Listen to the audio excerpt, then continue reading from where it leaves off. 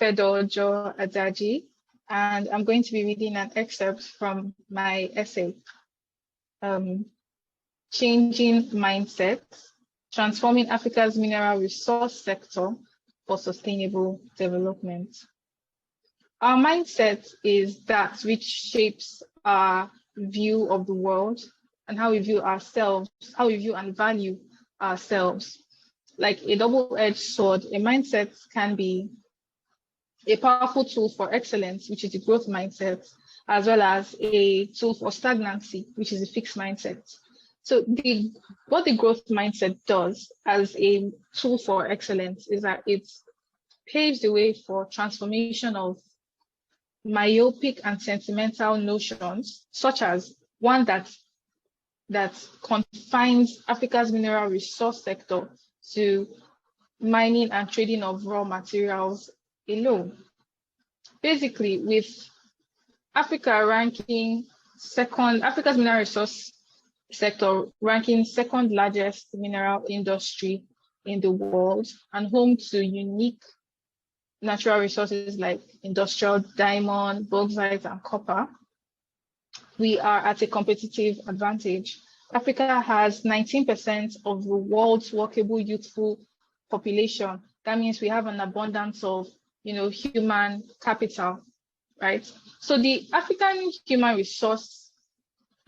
mineral resource sector, rather, it has limitless opportunities, limitless benefits for us when we harness its potential. These limitless benefits include job creations, poverty alleviation, foreign direct investment, as well as sustainable, progressive economic growth.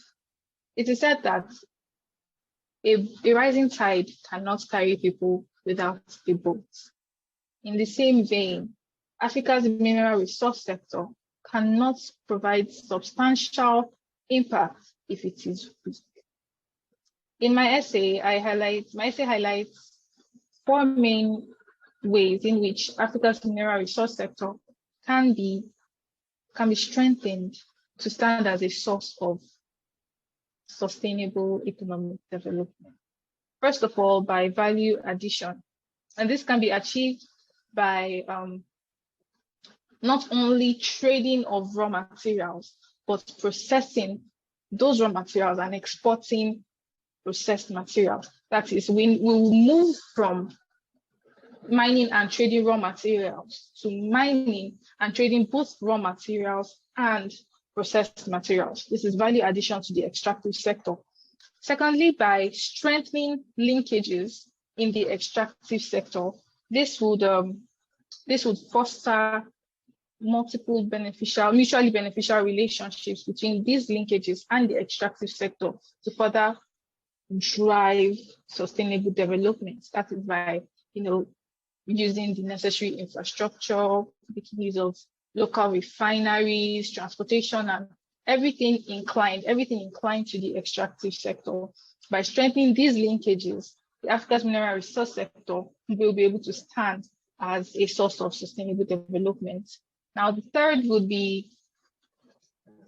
is already linked to the second, which is necessary infrastructure. Because if these things are not put in place, if we don't have refineries in place, if there's no proximity for the proximity of these refineries to the sites where these mineral resources are being mined or where these raw materials are being obtained from, everything just gets scattered and the whole process will be in vain. So basically, we need necessary infrastructure to be put in place to foster these linkages, which will in turn foster mutually beneficial relationships for the extractive sector and other inclined linkages.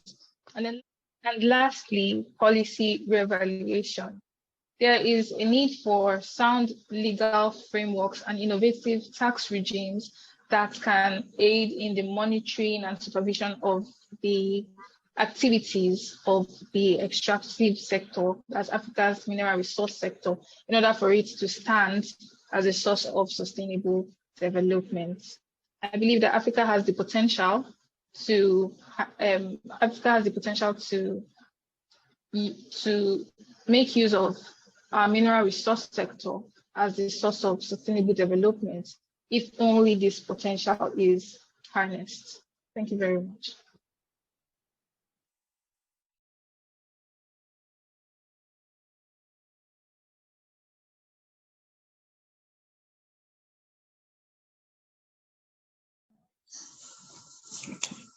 My name is Gideon Wankwo.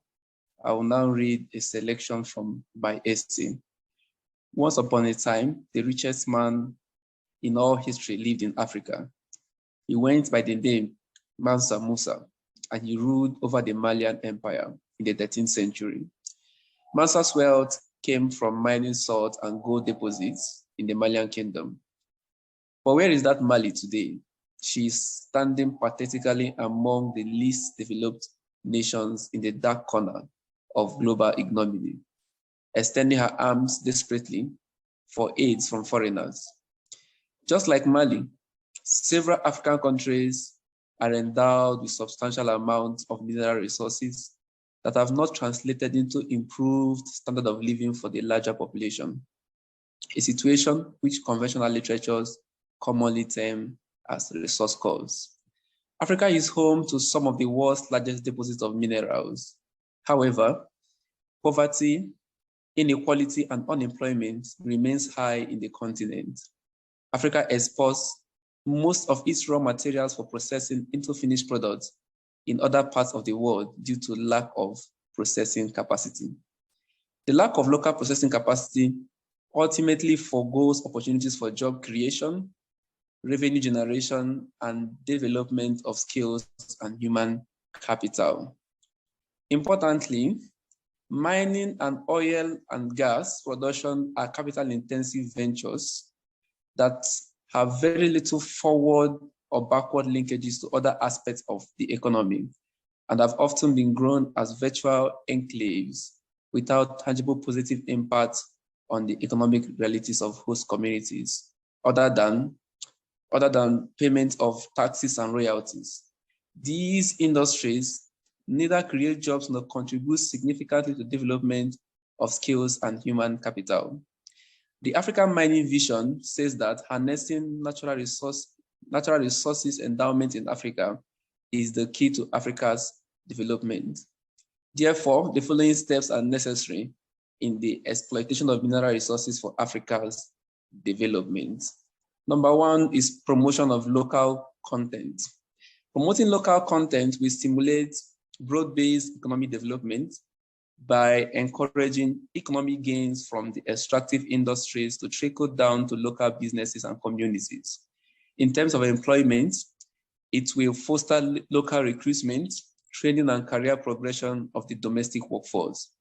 It will also foster gender mainstreaming, the development of local infrastructure, and support for small and medium enterprises through purchase of local goods and services. Women should be allowed to occupy positions that enable them to be part of the decision-making body in the sector.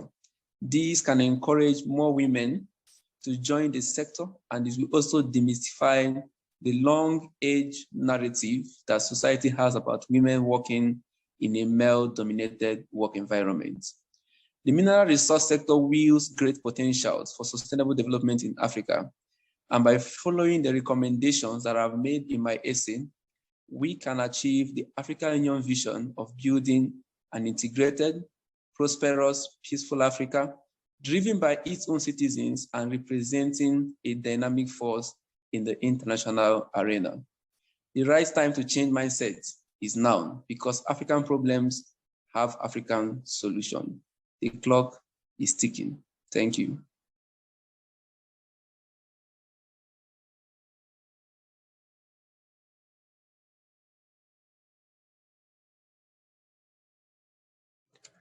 My name is Joshua John Inyolua. I will now proceed to read a section from my essay. If potential was a place, its other name would be Africa. If the achievement of socio-economic development was equivalent to starting a fire, Africa would have enough fuel and a flaming torch, or so it seems. Against this backdrop of endless possibilities, about 1/3 of the world's mineral deposits and the second highest population of young people aged 15 to 34 years emerges a baffling paradox. Africa is riddled with persistent socioeconomic crises. Arguably, one of our leading problems is youth unemployment. There are an estimated 34.8 million unemployed African youths. This predominance of unemployed and underemployed youths constitutes a significant problem in itself and creates perennial problems of poverty, low quality of life, insecurity, instability, and sluggish economic development. The African continent has adopted a grand plan for its development to catch up with the rest of the world and surpass it. To ensure the success of this agenda, we must develop and implement actionable policy solutions to Africa's youth unemployment problem by doing the following. First, establishing and implementing local content. Local content can be described as the value that an extraction project brings to the local, regional, or national economy beyond resource revenues. This extra value is gotten by establishing minimum standards for local participation, good paying jobs for locals, supply chain preferences for local industries, transfer of intellectual property, amongst others. Next, we must develop human capital. The absence of adequately skilled manpower poses severe limitations to the extent to which African youths can participate in the extractive and refining sectors. The solution to this problem lies in developing Africa's workforce and, by extension, its youth, through curriculum revisions to meet up with global standards and requirements, as well as merit and interest-based admission and training practices. The addition of value. A major setback for the maximization of Africa's mineral reserves is the exportation of unprocessed minerals. The answer to this problem lies in adding value, refining products to finished or semi-finished goods, which are more valuable. To add value, industries must be established, which translates to increased opportunities for training and employment. Furthermore, we must invest in research and development. For Africa's youth to take full advantage of our mineral resources, we must stimulate and execute intensive research to improve on existing technologies and develop ingenious methods to extract, refine, and process mineral resources. Value addition relies heavily on technological innovation. Next, we must adopt a holistic approach to providing soft and hard infrastructure. Many of the barriers to Africa's industrialization are traceable to the failures of soft infrastructure like government and administrative services, law enforcement, financial services, and healthcare. There is an urgent need to address the lack of political will by training, electing young, focused, and incorruptible leaders. In conclusion, Africa's potential for sustainable economic development is second to none. By utilizing sound local content policies, developing human capital, adding value, and adopting a holistic approach to governance, we can achieve and sustain significant socio-economic development in our continent. Thank you.